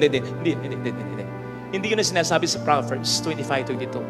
Ang sinasabi, pakanin mo talaga, painumin mo. In doing so, ang sabi ng Proverbs, you will heap burning coals on his head. Parang nilagyan mo siya ng nag-aapoy na baga sa ulo niya. Pagkakataon mo na, sunugin mo na. Hindi. Ang sinasabi ng Proverbs 25:22, pag ginawa mo siya ng mabuti sa kabila ng masamang ginawa niya, kinukonsensya mo siya sa ginawa niya. Nangyari yan kay David. Si David, ilang beses pinagtangkaan ni Saul ang kanyang buhay. At one point, sinipat siya ni Saul, hindi lang tinamaan. Ganon katindi. Samantalang walang ginagawang masama si David sa kanya. At alang exaggeration yan, basahin po ninyo yun sa Book of Samuel. Maraming beses. Kung ikaw yun, anong gagawin mo? Paglilingkuran mo pa ba si Saul? Hindi na. Baka nga patayin mo pa. Dumating yung pagkakataon, nagkaroon ng pagkakataon, si David na patayin si Saul. Binubuyoy siya ng mga kasama niya, patay mo na para mawala ng problema. Total, ikaw naman ang hari talaga. Naiinggit lang siya. Hindi ginawa ni David. Ang ginawa ni David, pumiraso lang siya ng konting piraso sa damit ni Saul. At sinabi kay Saul ganito, pasensya na kung pumiraso ako sa damit mo, pero ito'y para patunayan ko sa iyo. Napiraso ko yung damit mo na hindi mo nalalaman, kaya kanina kayang-kaya kitang patayin nang hindi mo namamalayan. Umiyak si Saul. At isa sa mga una niyang pangungusap kay David, David, ikaw ang tama, mali ako. Nakonsensya si Saul. Ang buti ng ginagawa mo sa kabila ng marami kong masamang ginawa sa iyo. Hindi mo pinagtangka ng aking buhay bagamat ibinigay sa iyo ni Yahweh ang buhay ko sa iyong mga kamay. Sabi ni Saul kay David, pambihira ka? Kakaunti lang ang pupwedeng gumawa niyan. Totoo naman eh. Bibihira ang pupwedeng gumawa niyan. Sabi nga po ni Pope Francis last year sa Angelus, may sermon yun eh. Sabi niya, turning the other cheek is not the withdrawal of the loser. Turning the other cheek is an action of someone with greater inner strength. Ang magpatawad, ang maging civil pa rin kahit sa mga tao na kasasakit sa atin, hindi gawain yan ng mahina, gawain ng malakas yan. Kung gawain lang ng mahina yan, lahat tayo kaya natin gawin yan. In fact, habang nagsisermon ako ngayon, iniisip mo, hindi ko kayang gawin yan. Di ba? Gawain lang ng malakas yan. Pinagpatuloy ni Pope Francis, turning the other cheek is overcoming evil with good, which opens a breach in the heart of the enemy. Sabi ni Pope Francis, kahit gaano katindi ang kasalanan sa iyo ng tao, maniwala ka. May kahit konti pa ring puwang ng kabutihan yan. At yung puwang ng kabutihan na yan, walang ibang makapagpapalaki ng puwang na yan, ng konting kabutihan na yan, kundi ang pagmamahal lang. So wag mong sasayangin yung tsansa na makonsensya pa siya sa ginawa niya sa iyo. Wag mong sasayangin ang tsansa, lalong-lalo na kung ang nagkasala sa iyo ay hindi naman iba sa iyo. May pinagsamahan naman kayo. Hindi man dumating yung pagkakataong mapanumbalik yung dati. Maging civil man lang. Hindi yung magtatalikdan na kayo. Hindi yung isusumpa nyo na isa't isa. Hindi yung kahit reunion, wala nang pagsasama talaga. Hindi yung itatakwil mo. Huwag ganon. Kasi kahit paano mayroon pang chance, huwag mo sasayangin yun. Palutangin mo sa pamamagitan ng pagmamahal mo yun. Tandaan po natin ang pinakamagandang paghihiganti is not to get even. Hindi yung makagawa ng masama sa gumawa sa'yo ng masama. Ang pinakamagandang paghihiganti sa tulong ng Diyos ay yung mawala ang masama. Yung makonsensya, yung gumawa sa'yo. Napakabuti ng asawa ko, ba't ka niloko? Napakabuti ng magulang ko, ba't hindi ko nirespeto? Napakabuti ng kapatid ko, isang beses hindi niya ako napagbigyan, nagtampo ko, nakalimutan ko yung maraming beses na ginawa niya pagtulong sa akin. Napakabuti ng anak ko, ba't tinakwil ko? Wala akong kontento. Kapatid, hindi mangyayari yun. Kapag puro masama ang ibibigay mo, dahil puro masama ang binigay niya sa'yo, huwag mong aalisin yung tsansa. Huwag, kasi maapektuhan ka rin. Lalo na, kung hindi ibang tao yung nagkasala sa iyo. Mga kapatid, mahirap ito. Pero isipin po ninyo, hihingin ba sa atin ng Panginoon ito na hindi natin kakayanin? No. Ang sabi, be perfect as your Heavenly Father is perfect. Alam po ninyo, ang perfection sa Bible, yung something reaches its purpose for which it was created. Anong purpose natin ba tayo nilikha ng Diyos? Tayo'y kawangis ng Diyos. So may kakayanan tayong maging katulad ng Diyos. Sa paanong paraan? Sa paraan ng ating pinag-uusapan. Hindi niyo po ba naisip? Ang sabi sa Ebanghelyo, kapag nagpapatawad daw tayo magiging tunay na mga anak ng Diyos. Isipin niyo yun. Hindi sinabing kapag nagbibigay kayo, mas mahirap kasi ang magpatawad. Ibig sabihin ba nun, kapag nagpapatawad tayo lang ang anak ng Diyos? Yung iba hindi, kasi hindi sila nagpapatawad? Anak din sila ng Diyos. Kaya lang, lumulutang yung pagiging anak mo ng Diyos. In pleasing others, you cannot please everyone. Biruin mo, ang dami mong ginawa sa katawan mo, ang dami mong masasarap na pagkain na iniwasan, tiniis na hindi matikman para ma-maintain lang ang figure ng iyong katawan. Ang dami mong isinakripisya para sa negosyo, para sa trabaho, para sa pamilya mo. Maabot mo lang din ang pangarap mo, pero pag ito'y hindi tiningnan, hindi pinuri, hindi inaffirm, hindi pinahalaga ng tao, hindi ka magiging masaya. Kaya ako sinabi, na simple lang na maging masaya. At yun ay upang ang gawin natin ay ang kalooban ng Ama. Doon tayo magiging masaya. Hindi aksidente na nang magkatawang taong Diyos na si Jesus ay pinili niya maging mahirap lang. Kaya ipinanganak siya sa sabsaban lang upang ipakita sa atin, simple lang. Hindi mo kinakailangan maging mayaman.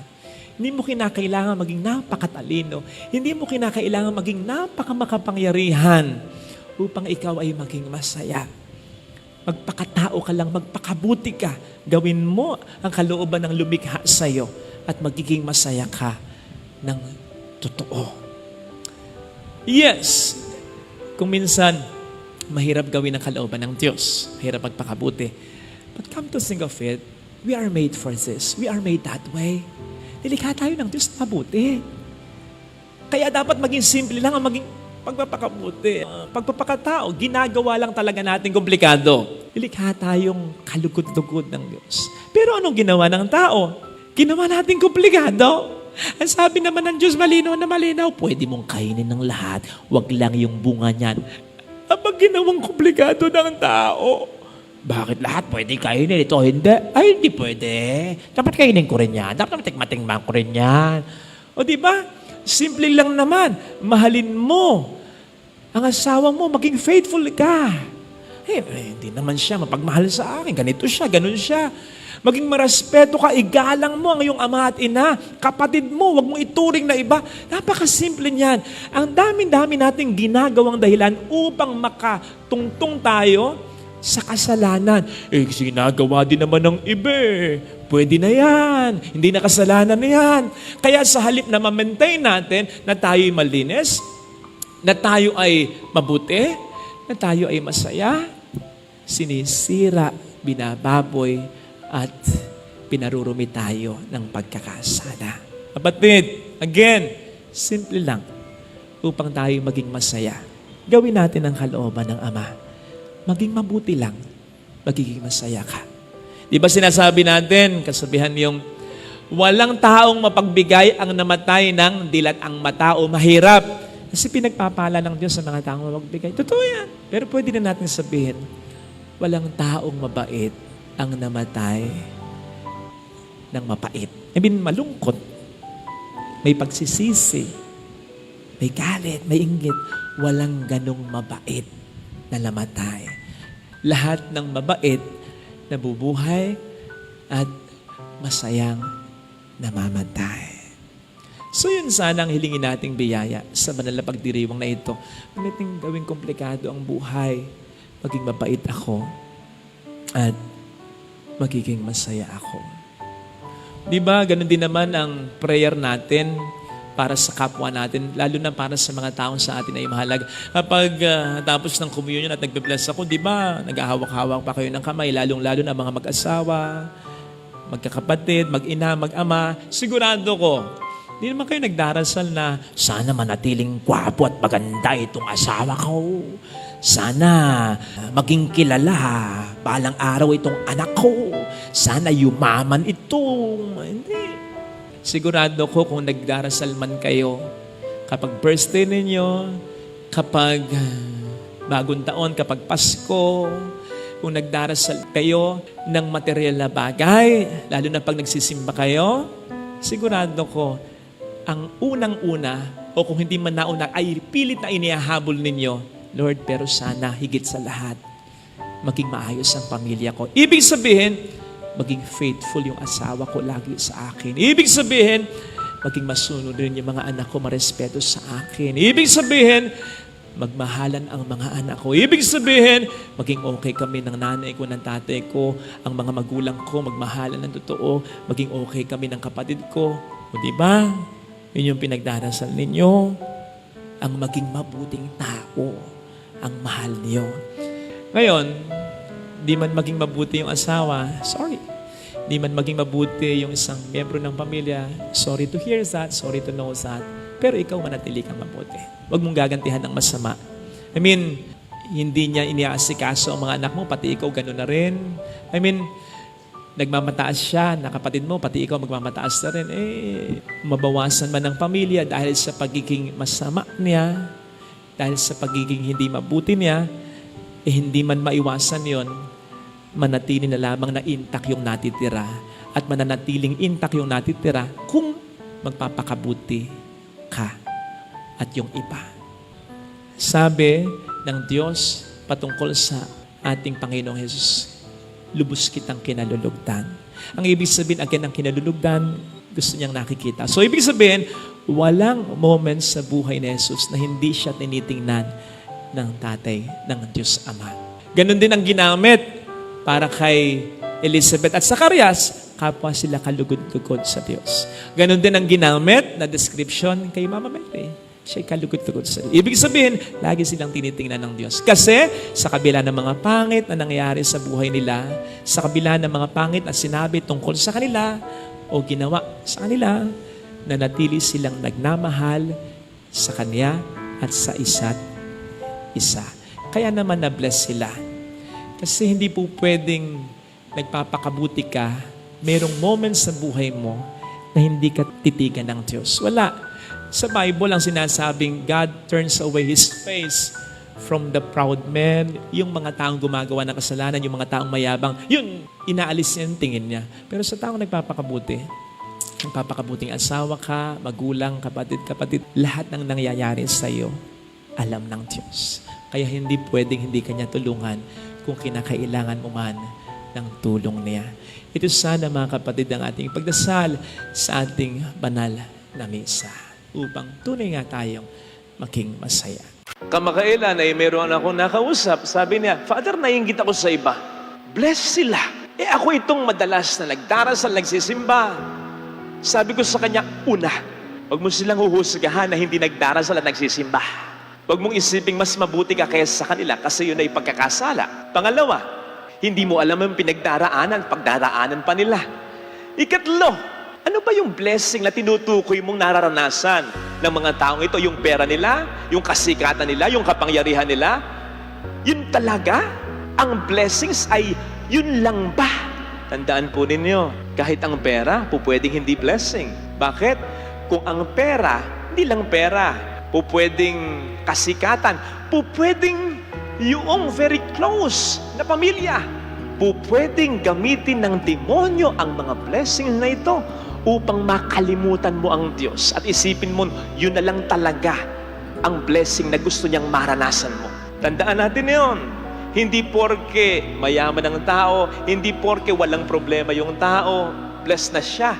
Ay, tandaan po natin na hindi yun ang ultimate blessing na gusto ng Diyos na iparanas sa atin. Kung sa kanyang katanyagan, kung sa kanyang kasikatan, kung sa kanyang pagkakaroon ng happy family, kung sa kanyang pagkakaroon ng maraming pera, nalalayo siya sa Diyos at nakakalimutan niya ang Diyos, hindi blessing yun.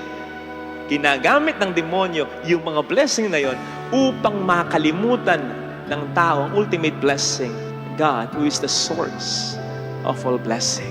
Ang taong may pera nga, ang taong sikat nga, ang taong okay ang pamilya nga, pero wala naman ang Diyos sa buhay niya. Matutulad daw yan sa halaman na nakatanim sa disyerto o ilang. Nakatanim, tumutubo, pero darating ang pagkakataon, mamamatay din yan. Bakit? Wala namang tubig masyado sa disyerto So for quite some time, tutubo yan. Pero darating ang pagkakataon, mamamatay rin yan.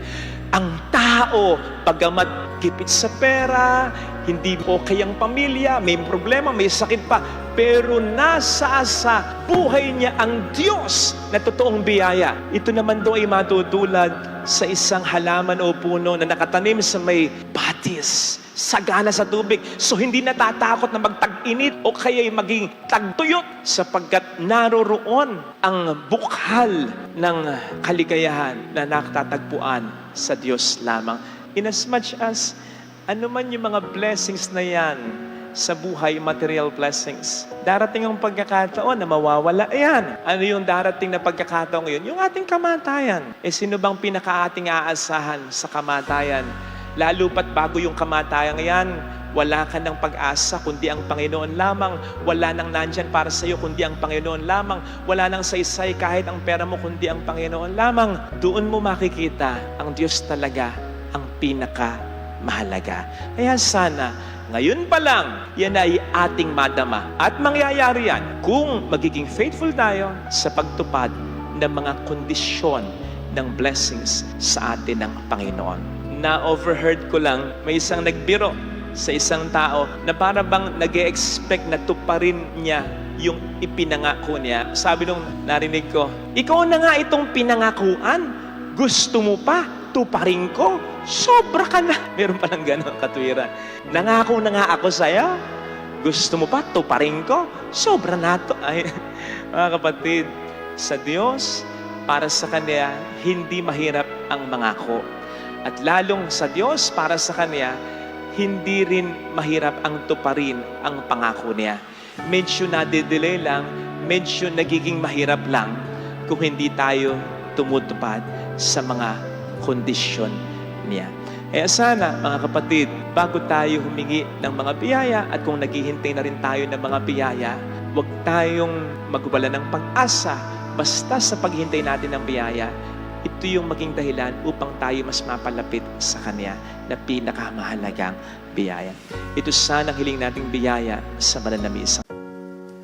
Sa Negros Occidental ay mayroong isang chapel doon na nabansagang the chapel or the church of the angry Christ. Ang kapilya o simbahan ng galit na Kristo. Ang dahilan ay dahil sa may sanctuary niya, sa may bandang altar, may painting depicting Jesus as seemingly angry. Ayan. Nakita niyo na, mukha ngang galit. Di ba?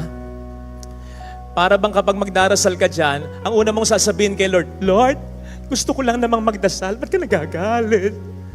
Pero, may dahilan yan. Ako ang basa ko dyan, ang maganda, isa sa mga magandang dahilan ng painting na yan ay, pinapakita niyan yung zeal, yung gana, yung gusto, o mas matindi pa, yung marugdob na pagnanais ni Jesus na gawin ang kalooban ng Ama sa mundo. Doing my Father's will is the food that sustains me. Sa ating gospel reading, I have come to set fire on the earth and how I wish it will already blazing. Kaya nga, mapapansin po ninyo, yung puso niya dyan, emphasize na emphasize, parang Sacred Heart, pero napakalaki. Nandyan din may koronang tinik, signifying yung suffering, yung mga balakid, pero yung pusong yan ay nag-aalab sa pagmamahal sa Diyos at sa tao. Ibig sabihin, ang Diyos na si Jesus nang siya'y magkatawang tao ay decided na gawin ang kalooban ng Ama whatever it takes. Ganon din dapat tayo. If Jesus here is on fire, we should always be on fire also. Ilan sa atin ang may mga golden realizations? Ang buhay, hindi payamanan, pasayahan. Maikli lang ang buhay. Dapat hindi talaga puro pera ang iniisip. Dapat may panahon kay Lord. Dapat may panahon para magdasal. Dapat may panahon sa kapwa, sa pagtulong, lalong-lalo na panahon ng pagmamahal para sa pamilya. Ang dami nating magagandang realizations. Nasa na yun? Nagawa mo ba yun? Nasustain mo ba yun? Eto pa, mas mabuti ka ba? Mas humble ka ba? Mas malawak ba ang pangunawa mo ngayon kaysa noon? Sapagkat kung hindi gayon, tumatanda tayo pare-pareho ng paurong. At ang nangyayari, we are allowing the devil to quench that fire that God has started in our hearts. Huwag ganun. Huwag mong papayaang magkaganon. Ang diablo, kapag nakikita niya, desididong-desidido ka, on fire ka na magpakabuting tao, magpakabuting asawa, magpakabuting jowa, magpakabuting kapatid, magpakabuting kaibigan, magpakabuting Kristiyano, at desididong-desidido ka, maalarma na ang diablo. Gagawin na niya ang lahat to cool you down, to distract you. Sa papaanong paraan? Pwedeng either by being burnout. At sabihin niya sa'yo, hindi ka ba napapagod? Hindi ka ba nahirapan? Lagi na lang ikaw. Ano ang bak nila? Wala! Pwede ba yun? Isipin mo muna ang sarili mo. Magtira ka sa sarili mo. Nakapagbigay ka na, hayaan mo na sila. Ayan tayo. Para maglaylo ka. Para mag-cool down ka sa pagiging mabuti mo sa iba. O kaya, by compromise. Nagsisimba ka naman okay lang yung may mga palso ka pang pag-uugali. Sinusunod mo naman yun sa pang-utos liban sa isa. Yung wag kang mangalo niya, okay na ngayon. At least yung siyang nasusunod mo. Okay lang yung mangalo niya ka. Loyal ka naman sa asawa mo. Hindi ka lang faithful. Bumabalik ka pa rin naman sa kanya. Siya naman ang mahal mo, di ba? Okay lang na wala kang panahon para sa pamilya mo, para sa mga anak mo. Ibinibigay mo naman yung mga pangailangan nila, di ba? Okay lang yun. Compromise. Para hindi mo ibibigay yung the best mo. Minsan sasabihin sa akin ng Diablo, lalong-lalo na kung ilang oras na, ilang araw na wala pa akong maisip na humilya. Father Fidel, di ba 3 years ago, yan din naman ang gospel. Ulitin mo na lang yung 3 years ago. So ang gagawin ko, pag inulit ko yon, hindi ko na maibibigay yung the best ko. Alam po ba ninyo, looking back, may records ako eh. Kapag pinipilit ko talaga na magdasal at mag-come up with another meaningful homily, mas maganda yung homily ko ngayon kesa noon. Ano pa? Ang gagawin ng Diablo, to cool you down, bibigyan ka ng mga problema. Katulad ng ginawa niya kay Job, napakabuting tao ni Job, binombard niya ng mga problema. Para pag naranasan mo yung problema sa negosyo, sa trabaho, either napakahirap o napakabigat, or either sa pamilya mo pa nangyari, yung bang napaka-intense ng problema na kapag naranasan mo ay masasabi mo yung expression, Brad, para akong binuhusan ng malamig na tubig. Hindi ba? Kapag binuhusan ka ng malamig na tubig, natutulala ka, napipigilan ka, nag-cool down ka. Yan ang gagawin ng Diablo. Huwag mong pabayaang magkaganon. Kaya ituloy mo. Do not cool down. Do not back down. Do not settle down. Lalong-lalo na kung hindi pa tapos yung laban. May mga pagkakataon naman na parang napaka-dry. Yung pag ginagawa mo ang lahat, hindi nila nare-recognize, hindi ka nila napapahalagahan, ginagawa mo naman ang lahat, pero parang walang magandang resulta. Nagdadasal ka, pero parang dry. Parang hindi siya nakikinig sa yung mga sinasabi sa kanya. Parang ang layo-layo niya. Kapatid, again, ituloy-tuloy mo lang. Tandaan mo, kahit mga dry moments yan, to remind you, dry leaves, dry woods, burn best.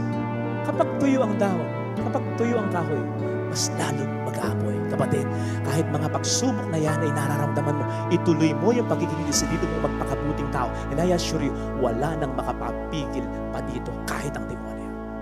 Do not give up. Sa mga kabataan na mahilig mag-shopping, daming pere, may nakita kang isang bagay. Ang dami mo ng sapatos eh. At alam mo na hindi mo siya pwedeng gamitin anytime soon. Ibili ka pa rin? May isang bagay na nakursunadahan mo lang kasi ang ganda eh. Bili ka na? Gayong alam mo na pwede mong hindi naman magamit talaga. Pero bibilin mo pa rin. The moment na binili mo yon, and you keep that of course, ay magiging bahagi na yon ng mga valuable things sa buhay mo na sa totoo lang hindi naman valuable talaga. Pasensya na sa mga may edad na ha, nanonood si mama at si papa. Pero kung minsan, ganyan naman din ang mga nakatatanda. Yung, hindi na yung sa pagbili ha, yung mga gamit na pwede mo namang i-dispose na at ipamigay o kaya ibenta sa murang halaga. They'll keep it. Yan ang madalas namin pinagtatalunan ni mama. Kamakailan lang sabi sa akin, anak! Yung mga ipinamibigay o binibenta sa murang halaga para pakinabangan ng iba, sayang yan! Magagamit pa yan! Sabi ko, kailan? Hindi ko lang alam. At sasabi ko sa kanya ganito, sasabihin ko na rin din po sa inyo, Mama, mga kapatid ko, mas magiging masaya po tayo kapag makikita natin na yung gamit natin ay makapagpapasaya ng ibang tao. Lalo pat kung ito'y nakaimbak lang at nakaburo lang sa aparador mo. Kaya ang idea, huwag ka nang bumili. Huwag ka nang tumanggap. O kaya, huwag ka nang mag-keep ng isang bagay na alam mo namang hindi mo kakailanganin talaga sa buhay. Ganon din ang nangyayari sa mga pangit nating karanasan. Na-hurt ka eh, na-disappoint ka eh. Okay lang yun. Kesa naman maging masaya ka, umiyak ka, pero ipagpag mo lang. Huwag kang mag-fall into that temptation na, sige kikimkimin ko, sige isipin ko, sige tatandaan ko, sige magpaplano ako, lalarasunin ko ang taong ito. Huwag ganun. Kasi the moment you keep it, parang yung gamit na hindi mo naman gagamitin, it becomes part of you, or you become part of it. It affects you. Isipin mo over and over again. You'll not just think about it. Over and over again, you'll think of it. You'll not just feel it, you'll feed it. Ay nako. will be consumed by it. Let go and let God. Lalo pa sa mga bitterness, alam po ninyo, huwag na tayo mag-isip ng paghihigante. Pagpasa Diyos na lamang natin ang lahat. Yun naman din ang sabi niya, di ba? Vengeance is mine, not yours. Hayaan mo ako magigante para sa iyo. Hayaan mo ako magturo ng leksyon sa Kanya. Huwag na ikaw. Huwag mo nang intindihin yon. Move on with your buhay, with your life. Besides, anong sabi ng Panginoon? Sa Salmo, you will prepare a table for me in front of my enemies, in the side of my enemies. Na para bang sinasabi ng Panginoon, kapag siya ang naghiganti para sa atin, sisiguraduhin niya na ito'y makikita ng mga taong sa atin ay nakasakit dati. Ibe-bless ka niya, malalaman ng mga nanira sa iyo. Itataas ka niya, malalaman ng mga nagchismis sa iyo. Gaganda ang buhay mo, malalaman niya ng mga nag-down sa iyo. Makakaahon ka sa pagkakasala mo, malalaman niya ng mga naghusga sa iyo. Yun ang pangako ng Panginoon. So ipaubaya mo na sa Kanya lahat ito. Brothers and sisters, alam po natin katangahan yung hayaan mo na lamang na nakawin ng mga magnanakaw ang mga mahalagang bagay sa iyong buhay. Ganon ang nangyayari kapag naglalagay tayo ng mga kalat sa ating puso't isipan. Hinahayaan nating nakawin ng mga negang ito, ang mga bagay na positibo dapat ay nasa buhay mo at buhay ko. Again, let go of all that bitterness and let God reign in our hearts. Tandaan po natin, ang paghahari ng Diyos ay hindi lamang isang lugar. Ito ay more on isang sitwasyon o kalagayan kung saan ang peace, ang joy, ang happiness, all the good things ay ating nararamdaman. At mangyayari lamang yan, una kung susunod tayo sa Kanyang kalooban at kung ang ating puso, ang ating buhay ay ipapa-occupy natin sa Kanya lang. Amen. Talagang may reward na naghihintay para sa taong maagap, para sa taong nagtsatsaga, para sa taong nagsisipag. Yun yung sinasabi sa mabuting balita. Yun ang sistema sa salita ng Diyos, sa grasyang hatid ng salita ng Diyos sa buhay natin. Kaya maliwanag ang sabi, to the one who has, yung meron at kanyang pinagyayaman, ina-apply, sinasabuhay ang salita ng Diyos sa kanyang buhay, more will be given and he will grow rich. Siya'y mananagana. But to one who has not, actually, hindi definitely has not He has something. Pero dahil hindi niya sinasabuhay, parang nothing na rin. To anyone who has not, even that he has, will be taken away from him. Kasi hindi natin isinabuhay. Hindi natin i-apply sa buhay natin. Brothers and sisters, ganun ang grasyang hatid ng salita ng Diyos. Isabuhay natin at mas marami pa tayong mararamdamang grasya sa buhay natin. Yung salita ng Diyos na umiwas ka sa tukso, nako, mas patatatagin ka ng Panginoon laban sa mga tukso kapag ito ay in-apply mo sa buhay mo. Yung sinasabi ng Panginoon na kapag ikaw ay nagbigay, babalik sa iyo siksik, liglig at umaapaw, mararanasan mo yon. Kaya kapag naranasan mo yon, mas lalo kang magbibigay. Hindi mo maranasan yung siksik, liglig, umaapaw kasi sapagkat hindi ka nagbibigay. So parang may doubt ka, totoo ba yan? Subukan mong i-apply at yan mararanasan mo sa iyong buhay. Yung sinasabi ng Panginoon na kapag nagpatawad ka, I will console you at maipaparamdam ko sa iyo na ikaw ay tunay na anak ko. I'm proud of you. Magpatawad ka kahit mahirap at mararanasan mo. God is like in heaven telling everyone, that's my son, that's my child, I'm proud of him. Yung magbalik ka mula sa iyong pagkakasala na sinasabi sa Ebanghelyo ay gano'n na lamang ang pagsasaya sa kalangitan. Kapatid, in a very supernatural way, maranasan mo yan. Kapag sa tindi ng kasalanan mo, nagbalik loob ka sa kandungan o kandili ng mapagmahal nating Ama. Kapatid, you want more? You will have more. Basta ipakita mo ang appreciation mo at ang effort mo na tinatambal mo sa salita ng Diyos, sa grasya ng Diyos, sa pagmamahal ng Diyos, sa buhay mo. Actually, yun din ay ma-apply natin sa ating buhay. Sa mga ordinaryong bagay sa ating buhay. Maging mas honest ka, mas maging diligent ka sa trabaho mo, mas ipopromote ka niya. Mas maging mapagmahal ka, malambing ka sa asawa mo, mas palalalimin ng Panginoon ang pagsasama niyong dalawa. Mas maging responsable ka at mapagmahal kang mga magulang, mas igagalang ka ng mga anak ninyo, ng mga anak mo. Mas maging mabuting anak ka at mas mararamdaman mo ang pagiging ina at tatay ng mga magulang mo. Mas maging caring kang kapatid at ang iyong kapatid sa iyo ay mas magiging expressive, mas maging mabuti kang tao at marami kang ma-attract na mabubuting bagay, marami kang mamamagnet na mabubuting bagay at pangyayari sa buhay na ito. Tama namang ang ulan ay pinasisinaya, pinababagsak ng Panginoon bukod sa mabubuti at masama.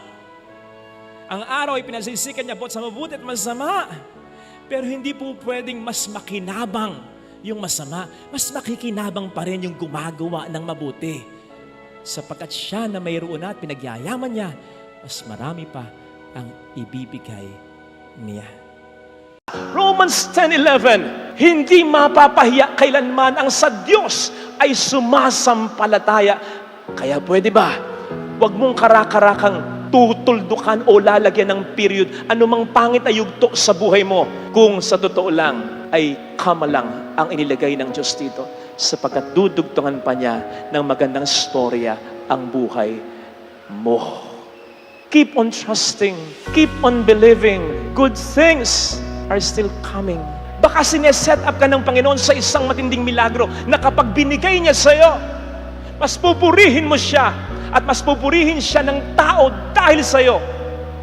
Tama namang magandang sharing kung minsan, gumising po ako kaninang umaga. Praise God, praise His goodness. May trabaho po ako araw-araw. Bukas may inaasahan akong trabaho kita. Praise God, His goodness. Maganda yon. Pero mga kapatid, parang ordinaryo yon. Sapagkat halos lahat naman tayo, marami sa atin ang may ganon. Pero yung patotoong ganito, stage 3 cancer po ako, pero gumaling ako. Praise God. Namatay po yung asawa ko. After a month, yung anak ko naman ang namatay. Pero nakaya ko. Praise God. Dati po, halos wala na kaming makain ang mga anak ko. Pero imbis na kumapit ako sa patalim, kay Lord ako kumapit, nakabangon ako. Maganda na po ang takbo ngayon ng aking negosyo. Praise God. Hindi ba't mas magandang patotoo yun? Anong malay mo? Yun ang gusto ng Diyos para sa'yo. Kaya kapatid, anuman ang mabigat, matindi mong problema ngayon, I suggest kapag nagdarasal ka, Lord, lalaban ako. Tulungan mo ako. At ipinapangako ko ngayon pa lang, kapag nalampasan ko ito sa tulong mo, ilalaan ko ang buong buhay ko sa pagpapatotoo ng ginawa mo sa aking milagro. Amen? Claim it. Claim it. Kaya kapatid, anuman ang matinding problema, huwag kang mawawala ng pag-asa. Good things are coming. Keep on trusting. Sige, kung hindi mo makontrol ang sarili mo, magtampo ka sa Kanya. Magalit ka sa Kanya. Tulad ni Marta, kulang na lang, aksyonan ko kanina. Panginoon, kung nandito ka, hindi namatay ang kapatid ko. Galit siya. Pero anong dinugtong niya? Pero kahit ngayon, naniniwala ako, anuman ang hilingin mo sa Diyos, ibibigay niya. Galit si Marta, pero nananampalataya pa rin siya. Ganun sana. Kapatid, parang ang Panginoon sa kabalyo noon, Ama, bakit mo ako pinabayaan? Pero, Ama, sa mga kamay mo, itinatagubilin ko ang aking espiritu. Kung hindi mo kayang makontrol ang sarili mo, sige, magtampo ka. Ilabas mo yung nararamdaman mo. Pero, patuloy na sumampalataya ka. Sapagkat, I'm telling you this, God can handle, God can understand your anger, our anger, but not our unbelief. Tandaan ninyo, sa kabila ng nanggagalaiti sa galit ang mga Pariseo, gumagawa pa rin ng milagro si Kristo. Pero nang hindi sumampalataya sa Kanya, ang Kanyang mga sariling kababayan, hindi gumawa ng milagro si Kristo. Kaya kayang i-handle ng Diyos easily yung galit mo. Pero patuloy kang sumampalataya kay Kristo. Kasi kailangan to para maibigay niya yung milagrong bubuhay muli sa buhay mo. Amen.